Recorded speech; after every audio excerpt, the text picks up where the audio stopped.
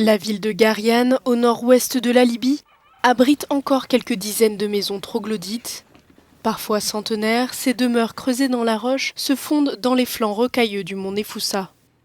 Tempérés l'hiver et frais durant l'été, les bâtiments troglodytes n'ont pas seulement été destinés aux humains et à leurs animaux. Certains servaient de lieux de culte, tandis que d'autres étaient fortifiés pour un usage militaire. Mais chacune de ces constructions n'était pas laissée au hasard. Il fallait bien connaître la nature de la roche dans laquelle creuser pour éviter tout effondrement.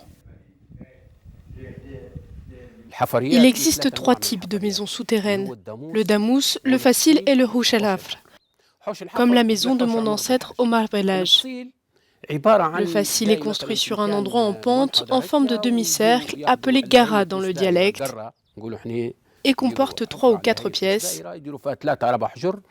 Et le deuxième demi-cercle est complété par une construction. La moitié est creusée sous terre et l'autre moitié est construite.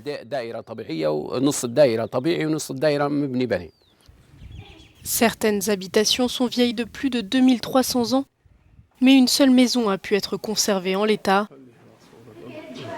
De nombreux propriétaires ont délaissé les constructions traditionnelles pour se tourner vers des logements plus modernes.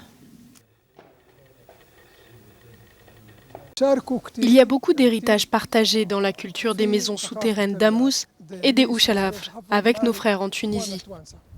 De Nalout à Gabès, il y a la tribu Zenata, de Matmata et de Tataouine. Ce sont toutes d'anciennes villes et colonies libyennes ou amazières. Les mêmes motifs et les mêmes styles sont présents à Nalout ou à Yefren.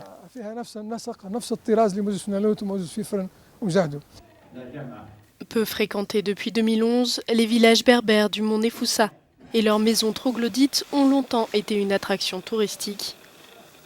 Leurs habitants espèrent que le retour du tourisme dans le pays pourra les aider à restaurer et entretenir les lieux.